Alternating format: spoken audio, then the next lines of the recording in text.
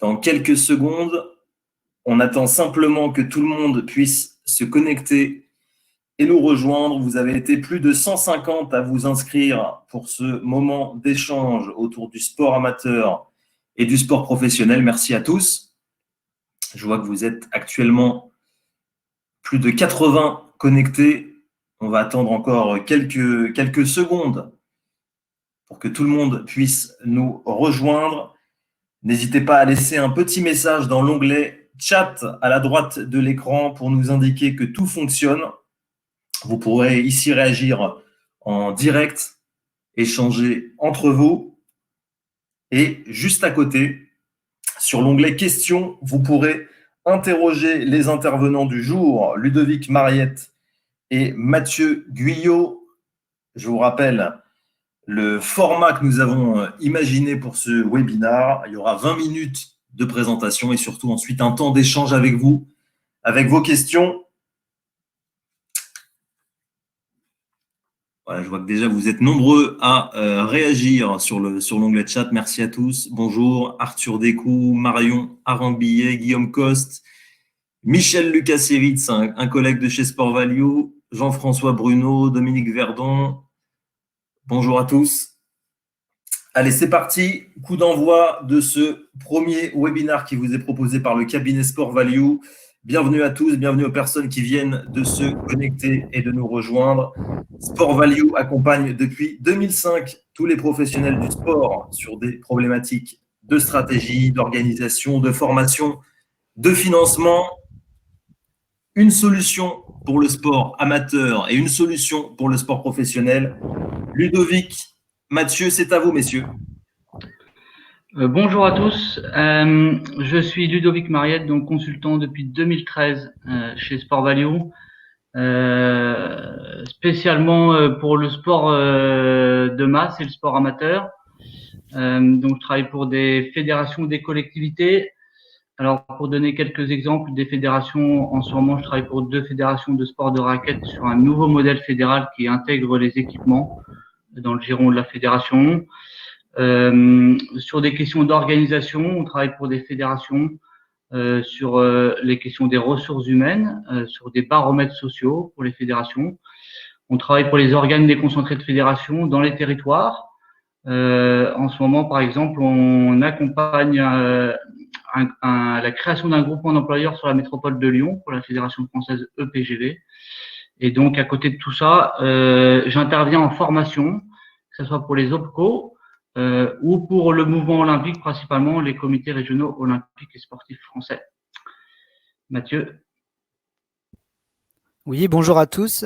Du coup, Mathieu Guyot, je suis analyste financier, consultant chez Sport Value depuis 2013.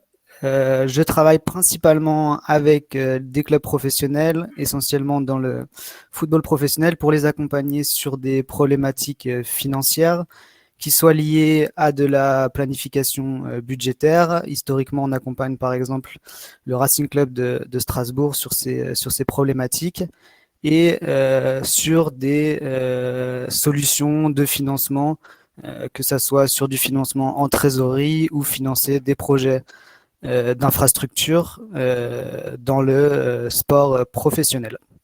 Donc voilà, je vais laisser la parole à Ludovic pour introduire le plan de ce webinaire.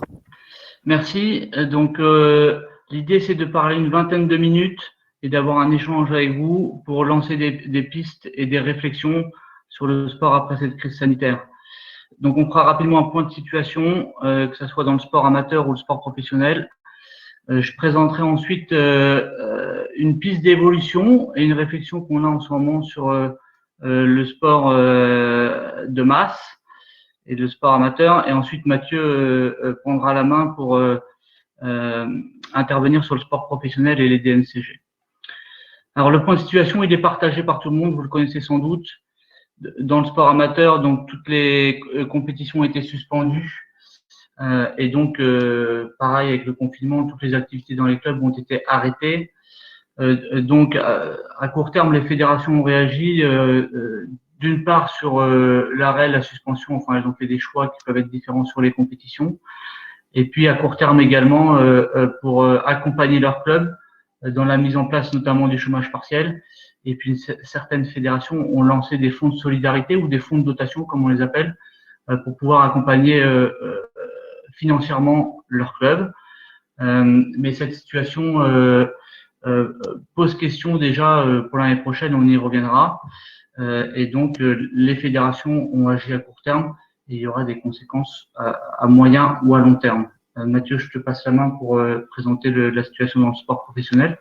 Oui, effectivement, dans le sport professionnel, la situation est assez similaire, avec un impact très fort lié à la suspension. Mathieu, excuse-moi, je te coupe, puisque plusieurs personnes nous font la remarque qu'il n'y a pas de son. Alors, je regarde, pourtant tout est OK. Là, c'est bon, c'est bon? Ouais, non, mais je vois les questions. Alors, ça dépend. Plusieurs personnes nous disent qu'il n'y a pas de son, d'autres nous disent que tout fonctionne. Et alors, vous avez normalement cliqué sur activer le son de votre côté. Non, Nicolas Voisin nous dit que tout fonctionne, tout est OK, son OK. Donc, non, ça fonctionne. Je te laisse poursuivre, Mathieu. Ça dépend peut-être des paramétrages de chacun, mais normalement, oui, tout fonctionne. Vas-y, je te laisse continuer. Eh ben, il n'y a pas de souci. Ok, du coup, dans le sport professionnel, effectivement, on ne va pas épiloguer sur la situation, dans le sens où cette crise sanitaire a un impact très fort, où elle empêche le déroulement des matchs, qui est l'outil de production des clubs sportifs, et donc paralyse un certain nombre conséquent des recettes, alors même que les charges et la structure de coûts qui est fixe continue de tourner. Donc il y a un impact très fort sur la trésorerie des clubs, qui fait peser un certain risque sur la continuité d'exploitation. Les réponses qui sont aujourd'hui apportées à court terme sont pertinentes, et ici on essaiera plutôt de se projeter sur l'après-crise et quel rôle peut jouer la DNCG, les DNCG, dans la prévention du risque de faillite d'un club sportif. Je laisse la parole à Ludovic, du coup, pour aller sur sa partie et discuter du sport amateur. Merci Mathieu. Alors, quelques points rapides sur les parties prenantes dans le club amateur, dans le sport amateur et pour les clubs. Il y a bien sûr les adhérents qui participent aux activités du club et qui ont une licence. Il y a les partenaires privés, donc les sponsors principalement, qui apportent un soutien financier. Il y a les collectivités qui mettent à disposition des équipements et qui apportent une subvention. Et puis, il y a différents opérateurs. Ça peut être l'éducation nationale, ça peut être des EHPAD, ça peut être alors des écoles, on l'a dit, ou alors des IME, des instituts médico-éducatifs, dans lesquels les clubs et les salariés ou les entraîneurs, les animateurs interviennent. Et puis, il y a le grand public qui peut participer à des manifestations diverses et variées, sportives ou extrasportives, organisées par le club. Et le club, c'est important de le rappeler, aujourd'hui, pour 99,9% des clubs en France affiliés à une fédération sportive, ils sont sous le modèle associatif, donc association, loi 1901. Alors, l'avenir est plein d'incertitudes pour ces clubs et pour l'ensemble de ces parties prenantes. Les adhérents, il y a une vraie question aujourd'hui. Avec cette crise, le lien a pu se distendre avec leur club. Est-ce qu'ils vont revenir dans les clubs ou est-ce qu'ils n'auront pas découvert d'autres manières de pratiquer avec d'autres outils pendant ce confinement? Et puis, on a bien compris que ce virus n'allait pas repartir aussi rapidement qu'il est arrivé. Donc, il y a une vraie question des fédérations aujourd'hui et des clubs de savoir si les conditions sanitaires permettront de reprendre au mois de septembre, ou s'il y aura des contraintes fortes sur le nombre de personnes accueillies, sur l'éventualité de pratiquer avec un masque. Donc tout ça est très flou pour le moment et questionne énormément les clubs sur tous les territoires, et c'est tous les retours de nos clients qu'on a aujourd'hui. Pour le sponsoring, tous les secteurs d'activité économique et toutes les industries vont être impactés par cette crise. On ne sait pas encore à quel niveau et à quel montant, mais ça veut dire que les entreprises qui sont sponsors de clubs amateurs vont re-questionner leur participation et leur soutien, parce que forcément, quand elles vont devoir faire des coupes dans leur budget, c'est souvent ces sponsorings-là ou ces dépenses-là qui vont être arrêtées en premier. Donc, pour des clubs semi-professionnels qui sont encore sous statut associatif, c'est hyper anxiogène aujourd'hui parce que quand elles ont 40 à 50% de leurs recettes qui proviennent des sponsors, quid de leur modèle économique demain et quid de leur équilibre budgétaire? C'est des grosses questions, mais c'est vrai aussi pour des plus petits clubs qui ont 10 ou 20% de recettes sponsoring. C'est très incertain et donc ça inquiète beaucoup les dirigeants de clubs. Pour les subventions, alors les collectivités, depuis une dizaine d'années, on se rend compte que les subventions stagnent ou diminuent. Je pense que la tendance va se poursuivre. Donc aussi, on peut questionner si les collectivités accompagnent ou soutiennent des entreprises de leur territoire. Est-ce que c'est pas les associations qui vont pâtir au niveau de la subvention? Et puis les prestations et les événements. Alors c'est sûr que dans la période actuelle, toutes les prestations et ces événements ont été annulés. Il y aura une reprise progressive, mais c'est sûr qu'il y a un manque à gagner. Du coup, quelle question on peut se poser aujourd'hui? Est-ce que cette crise, pour les semaines ou les mois à venir et les années à venir, va pas inciter un changement de modèle du monde amateur? Qu'est-ce qu'elle a révélé, cette crise, pour l'ensemble des clubs et de leurs dirigeants? Alors nous, c'est les retours de nos différents clients actuels ou passés qu'on peut avoir en ce moment. Il y a deux choses qui ressortent à notre avis. Un, c'est que les dirigeants de clubs ressentent un certain isolement dans cette crise. Ils sont un peu tout seuls pour se dépatouiller et pour mettre en place les solutions adéquates et pérenniser ou sauver leur club. Et puis, ça c'est très important, on se rend compte aujourd'hui, et c'est un peu la slide précédente, c'est qu'il y a une réelle volatilité de l'ensemble des parties prenantes. Du coup, l'enjeu pour le sport amateur, l'ensemble des dirigeants, l'ensemble des clubs, il y en a deux principaux. C'est de renforcer le lien avec les parties prenantes, donc ceux qu'on a vus précédemment, et puis évidemment consolider son modèle économique, renforcer son modèle économique pour pérenniser ses actions. Alors, il y a un outil aujourd'hui qui a été remis en avant parce qu'il existe depuis longtemps par le ministère des Sports l'été dernier. C'est la société coopérative d'intérêt collectif, qu'on appelle SCIC. La SCIC existe dans de nombreux secteurs d'activité. L'objectif d'une SCIC, c'est d'allier l'efficacité économique et l'objet social. Donc, vous voyez que le sport rentre pleinement dans ce champ-là. La SCIC, qu'est-ce que c'est en quelques mots? Alors, c'est une société anonyme ou une SARL, ou une SAS d'ailleurs, qui a un agrément ou un statut coopératif. Le principe, c'est que les actionnaires qu'on appelle les sociétaires, ça peut être des personnes physiques ou des personnes morales. Et en fait, une personne égale une voix. Donc, peu importe le montant de part sociale que l'on détient, c'est démocratique comme l'association sportive. L'objectif de la SCIC, c'est pas la lucrativité, puisque c'est la loi, 57,5% minimum du résultat doit être affecté aux réserves impartageables. Et même, les statuts peuvent même prévoir que 100%, enfin, ça peut aller jusqu'à 100% du résultat qui est réaffecté aux investissements et aux fonds propres de la structure. Alors, l'autre particularité, c'est les sociétaires. Donc, il y a trois types de sociétaires différents. Il y a ce qu'on appelle les producteurs du service, c'est-à-dire dans un club sportif, les salariés ou les bénévoles. Les bénéficiaires, donc très clairement dans le club sportif, c'est les licenciés. Et puis une troisième catégorie de sociétaires, d'acteurs, qui peuvent être les collectivités, mais aussi les partenaires privés.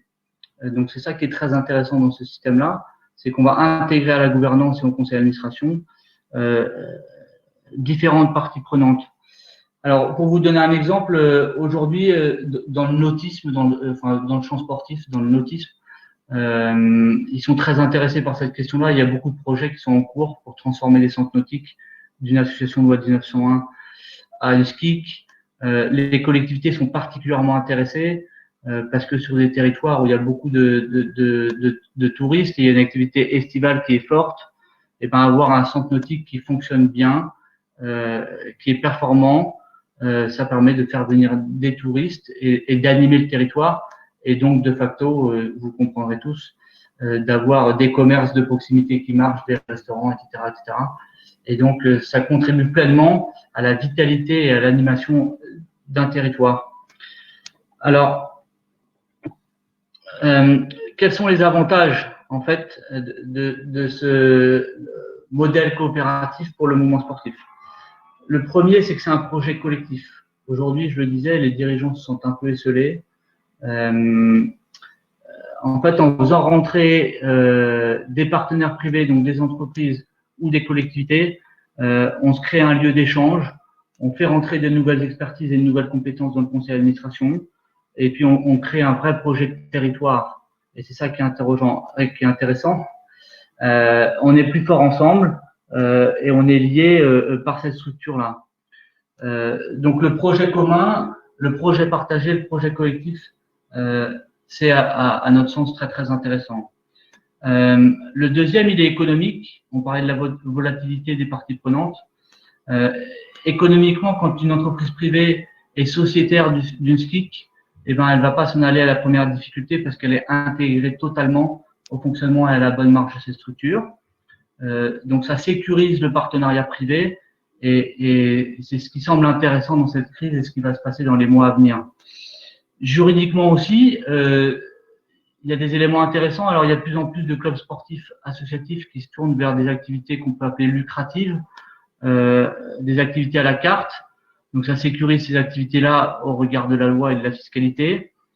Et puis, en termes de gouvernance, évidemment, en fait, la SCIC, en donnant la possibilité à ses adhérents, à ses salariés, à ses bénévoles de devenir sociétaires de la structure, eh ben, il y a de facto un nouveau lien qui va se créer, une nouvelle relation et qui va pouvoir pérenniser aussi sur la partie bénévole et fonctionnement, le fonctionnement de la SCIC. On sait très bien que les dirigeants aujourd'hui sont en difficulté pour le renouvellement des instances et donc c'est un côté qui est très intéressant dessus. Alors, en conclusion sur cette partie-là, la SCIC, c'est pas la solution miracle, c'est pas adapté à tous les territoires, à toutes les structures, mais on pense qu'il y a, il faut vraiment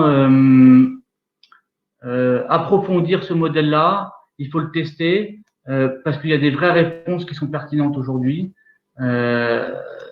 Il y a de différentes structures qui sont en pleine réflexion. Il y a des collectivités aussi qui sont en réflexion sur ce nouveau modèle-là.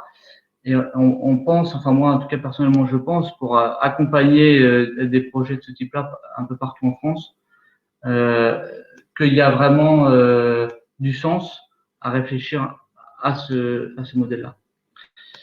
Il y a des réflexions qui sont aujourd'hui dans le foot. Les deux Mathieu qui sont avec moi vont vous en parler. Mais c'est un des leviers, une des pistes de réflexion de cette crise pour le sport amateur pour demain. Mathieu, je te repasse donc la parole pour la partie professionnelle. Merci Ludovic pour cette première réflexion. Voilà, c'est une réflexion qu'on a chez Sport Value pour le sport amateur. On va maintenant passer au sport professionnel. On aurait pu citer un autre exemple, tu l'as dit, dans le monde du football avec le Sporting Club de Bastia qui a adopté ce type de nouvelle organisation. Le club est passé en SCIC après sa faillite. Je vous rappelle que vous pouvez poser vos questions dans l'onglet questions. C'est facile. Apparemment, le problème de son est globalement résolu. Il fallait se déconnecter et revenir. Si vous avez loupé le début, vous pourrez évidemment revoir le webinaire en replay. Je laisse Mathieu Guyot poursuivre sur le sport professionnel qui est une des autres grosses spécialités de Sport Value. Merci Mathieu. Effectivement, on va aborder ici le sport professionnel au travers du rôle que jouent les directions nationales du contrôle de gestion dans la prévention du risque de faillite d'un club sportif qui est en soi sa mission première. Aujourd'hui, effectivement, on est face à une crise d'une ampleur exceptionnelle, très soudaine, qui catalyse un certain nombre de risques qui menacent la continuité d'exploitation des clubs sportifs. À titre personnel et chez Sport Value, ça nous a paru être un moment propice pour interroger, questionner le modèle actuel des DNCG et éventuellement envisager des évolutions.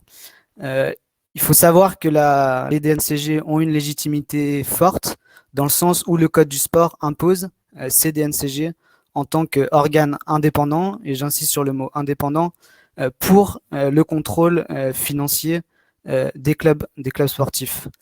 Alors, qu'est-ce qu'on constate aujourd'hui quand on accompagne un club de football ou dans un autre sport auprès d'une DNCG?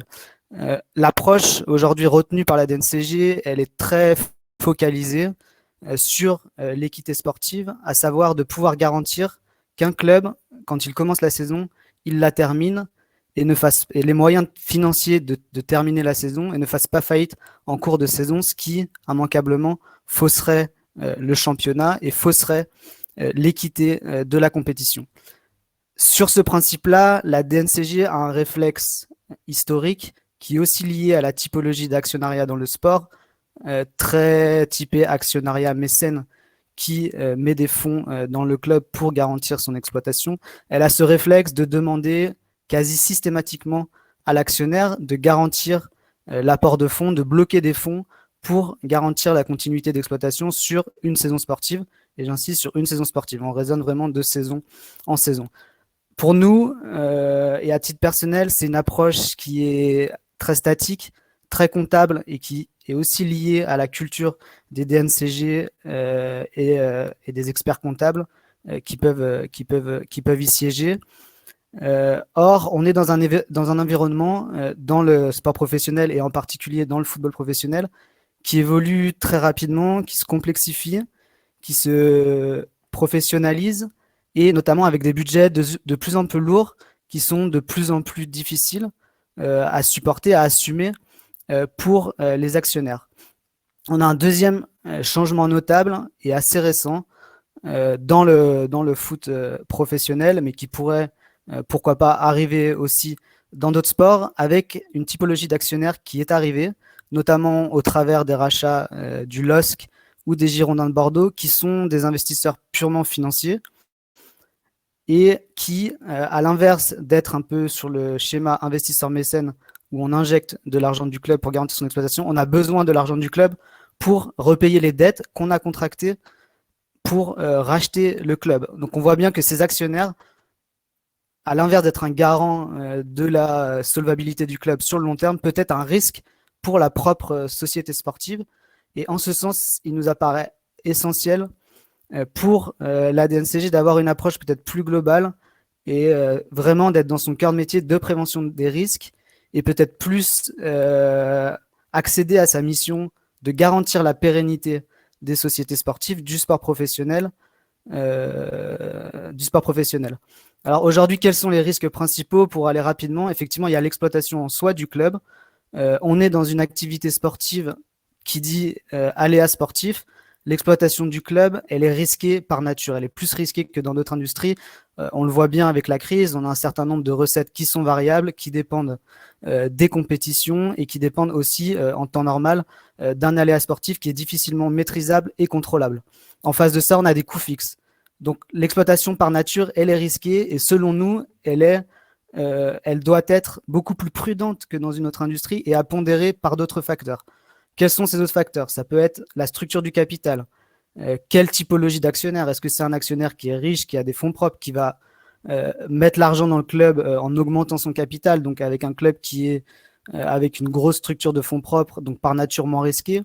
Ou est-ce que c'est un club qui va avoir plus recours à de l'endettement et donc peut-être avoir une structure du capital plus risquée?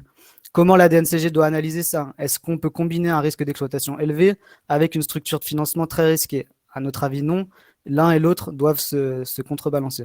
Le troisième point, c'est la liquidité. Effectivement, on est au cœur de la crise, c'est une crise de trésorerie, une crise de liquidité. Comment la DNCG peut s'assurer que les clubs mettent en réserve, aient un accès, par exemple, au financement bancaire et les solutions de trésorerie? Bon, la crise, là, fait que c'est une situation exceptionnelle, mais il peut y avoir des crises de moindre ampleur qu'il faut pouvoir amortir par les moyens propres, encore une fois, du club et pas seulement de l'actionnaire. Le quatrième point, c'est la capacité à analyser la gouvernance et la stratégie du club. Quand je dis gouvernance, c'est qui décide? Est-ce que c'est un décideur unique qui va peut-être par ces décisions, impacter directement la gestion du club, ou alors est-ce que c'est un pouvoir de décision qui peut être réparti de manière peut-être plus équilibrée entre différents acteurs, comme c'est le cas dans le modèle qu'a présenté Ludovic de la SCIC. Donc, à partir de cette cartographie des risques, l'idée maintenant, c'est de questionner effectivement des évolutions potentielles et de suggérer des pistes d'évolution qui nous apparaissent nécessaires pour, encore une fois, garantir la pérennité du sport professionnel à moyen et long terme, pas seulement sur la saison qui arrive. La DNCG, pour nous, les DNCG doivent raisonner globalement, c'est-à-dire inclure dans son périmètre d'analyse l'analyse sur l'actionnariat. On est face, dans le cas par exemple du LOSC de Bordeaux, sur des schémas d'ingénierie financière très complexes. La DNCG doit se doter des moyens humains pour arriver à remonter un peu l'enchevêtrement des holdings pour remonter jusqu'à l'actionnariat et comprendre quels sont les flux, comprendre s'il y a de l'endettement, s'il n'y a pas d'endettement, quand est-ce qu'on doit rembourser cette dette et quels sont les risques qui sont inhérents à l'actionnaire sur le club et inversement, quels sont les risques qui sont propres au club. Quand on parle de risques propres au club, effectivement, l'approche première qu'on pourrait se dire, c'est la DNCG devrait s'assurer que chaque club a une capacité d'autofinancement et est capable, en tant que club, sans son actionnaire, d'avoir cette pérennité financière.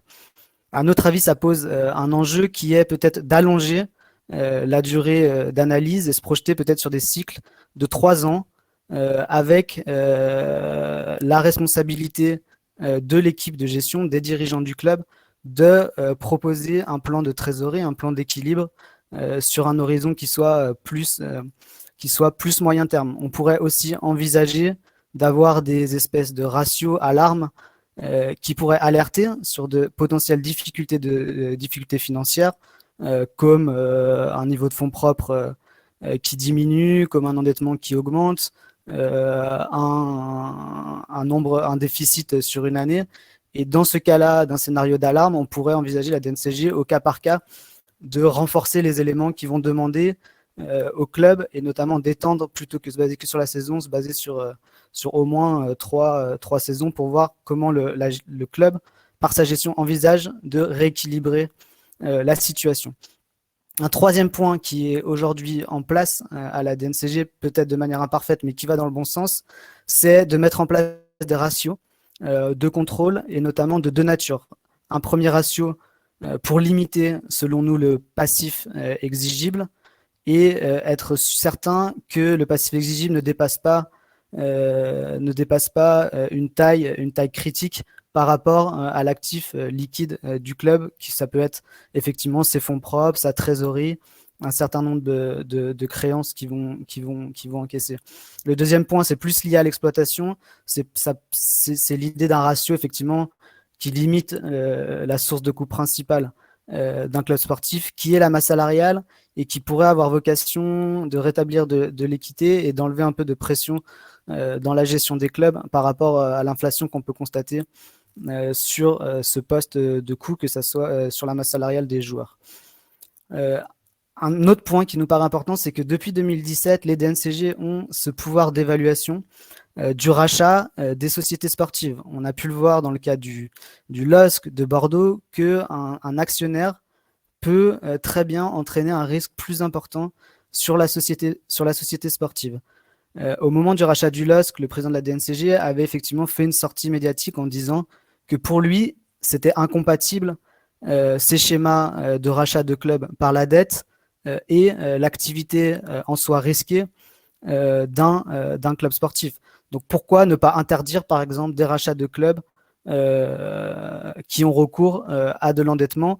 Et la question qui se pose là, c'est est-ce que la DNCG a le poids politique et les moyens juridiques d'interdire ces rachats? Et à l'inverse, on pourrait inverser le raisonnement et se dire, est-ce que la DNCG, pour garantir la pérennité, ne pourrait pas être force de proposition auprès de la Ligue, de la Fédération, du ministère des Sports, pour mettre en avant certains modèles d'actionnariat, comme par exemple la SCIC, et l'exemple du Sporting Club de Bastia sera très intéressant à suivre, qu'elle considère plus à même de garantir la pérennité financière des clubs. Et effectivement, la SCIC peut être adaptable à certains clubs, pas à d'autres, et ainsi de suite.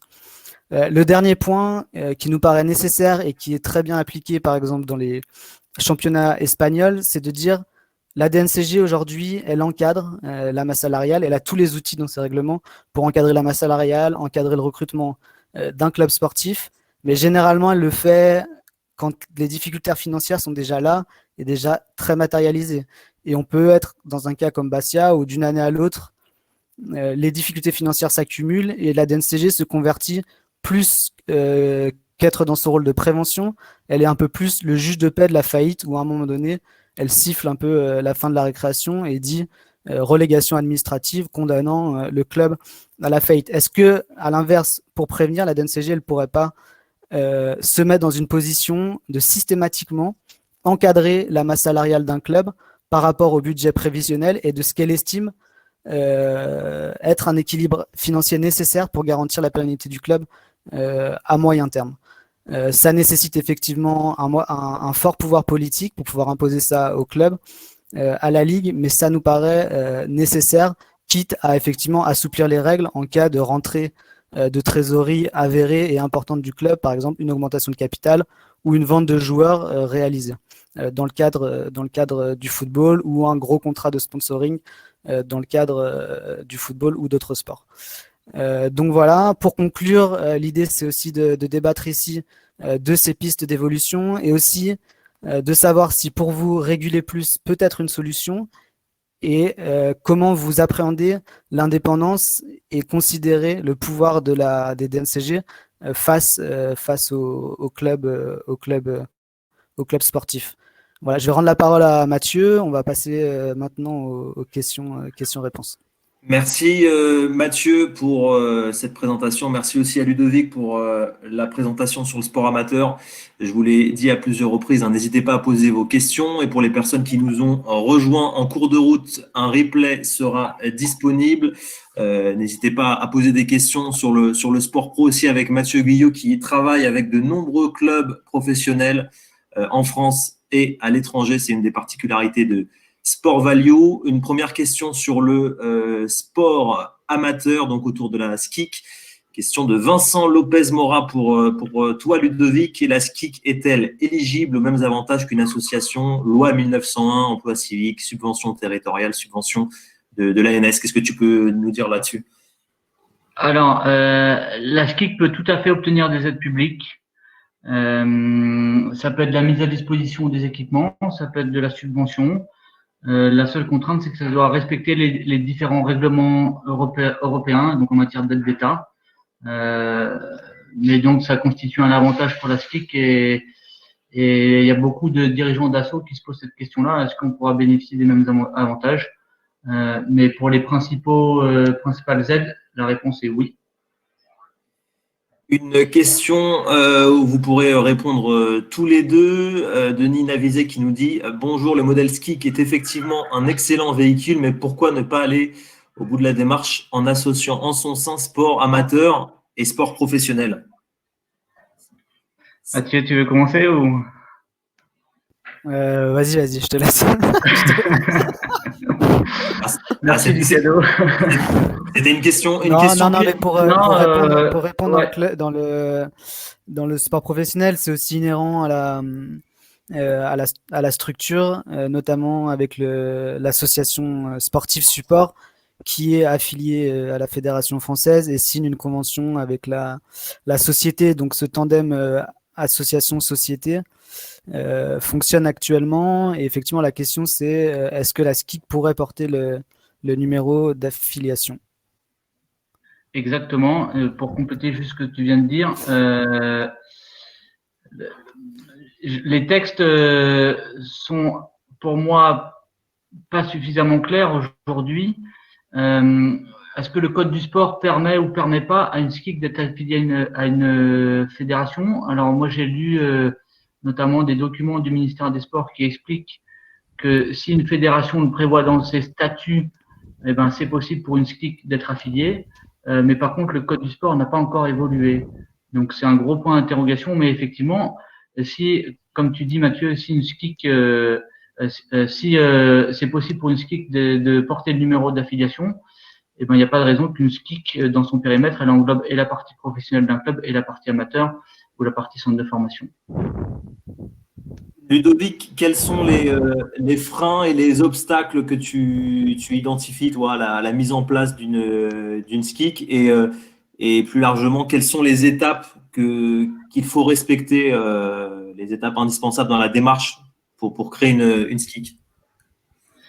Alors, c'est vrai que tes deux questions, elles sont liées. Alors, peut-être je vais commencer par les étapes. Alors, dans les grandes lignes, hein, je pense que dans un club qui souhaiterait se transformer en SKIC, il faut mettre en place et créer un groupe de travail qui soit relativement large, qui soit pas composé uniquement des dirigeants du bureau ou du comité directeur, mais qui intègre des licenciés, des parents pour des enfants mineurs, éventuellement la collectivité, un partenaire privé, pour réfléchir dans un premier temps et formaliser le projet de SKIC. Pourquoi on veut faire ça? Qu'est-ce qu'on veut faire avec ce véhicule-là et dans ce périmètre-là? Quelles sont les nouveautés et les innovations qu'on va mettre en place sur le territoire? Première étape indispensable, formaliser les grandes lignes du projet. Et ensuite, alors c'est hyper important, c'est la communication et le partage de ce projet auprès de toutes les parties prenantes. C'est ce qu'on pourrait appeler globalement la conduite du changement. Il faut faire de la pédagogie auprès des parents, faire de la pédagogie auprès des licenciés, faire de la pédagogie auprès des salariés, entraîneurs ou éducateurs, des bénévoles, de la collectivité. Donc, il faut prévoir des temps de partage, des temps d'échange, des temps de présentation pour accompagner et associer tout le monde dans ce projet-là, présenter les avantages, les inconvénients, les tenants et les aboutissants.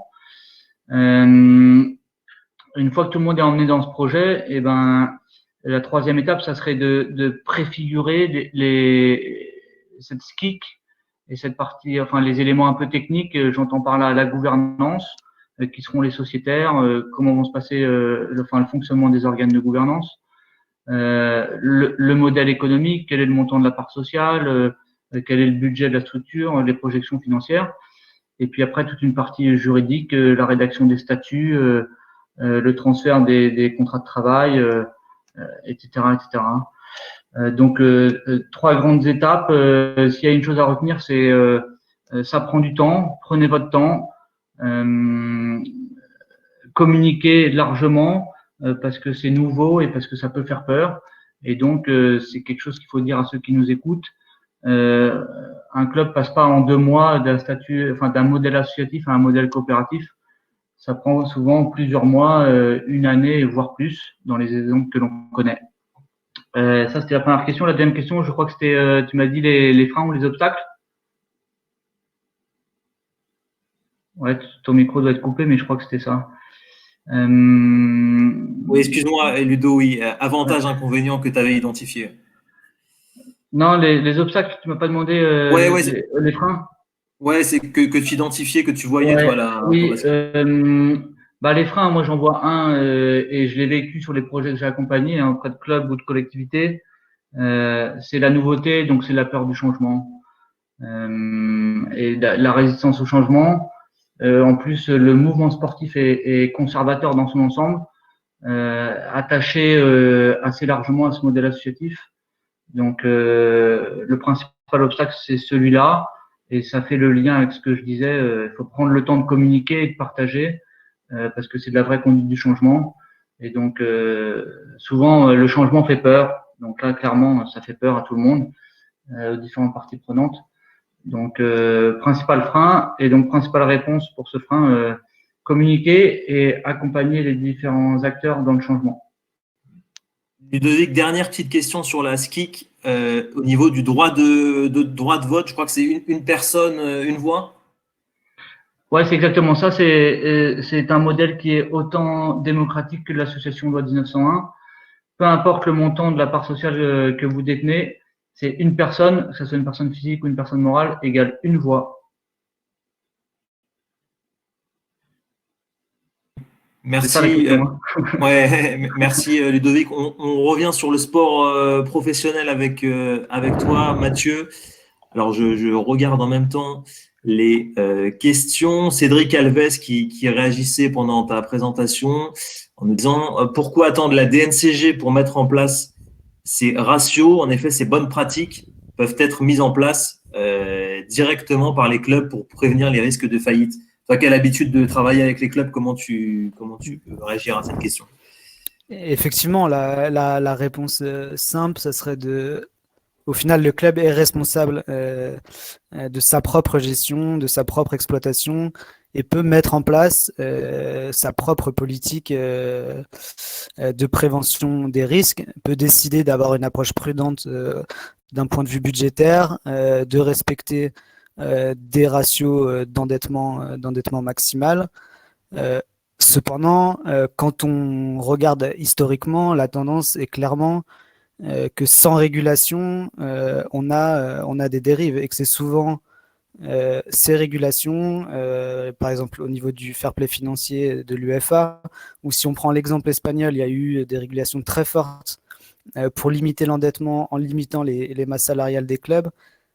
C'est souvent ces éléments qui ont conduit à une amélioration dans le modèle économique des clubs. Après, oui, dans l'idéal, si chaque club avait une approche prudente et cette capacité à garantir sa propre pérennité financière, c'est le meilleur des modèles. Après, effectivement, c'est une économie qui n'est pas sans risque, qui est à l'aléa sportive.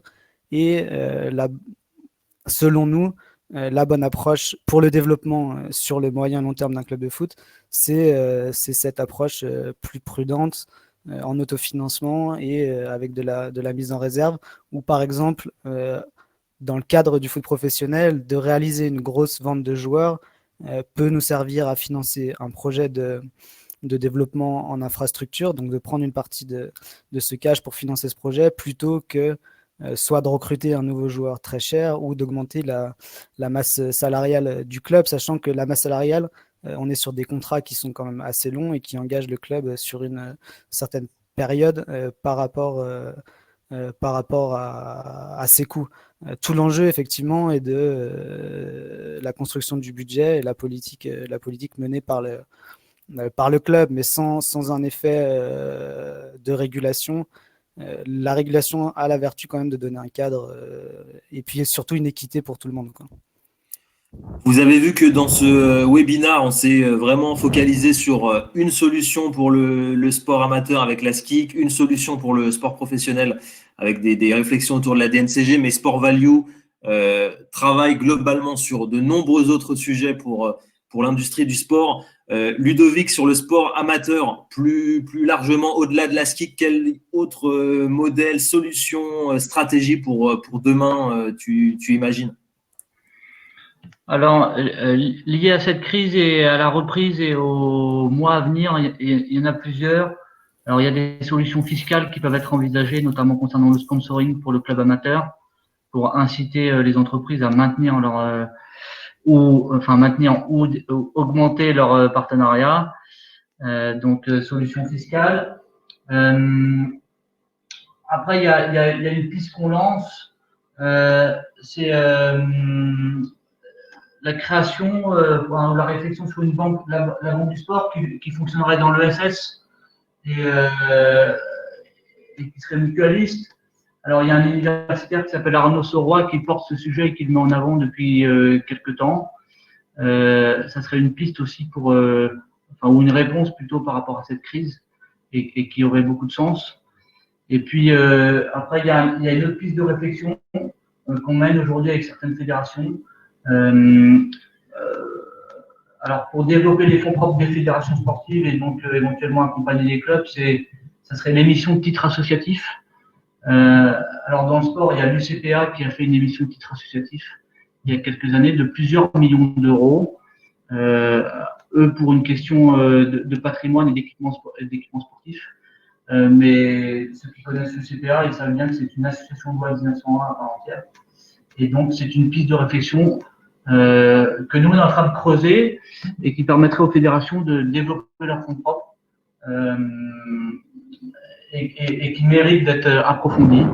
Donc voilà, ma réponse pour le moment c'est 3 points, les solutions fiscales,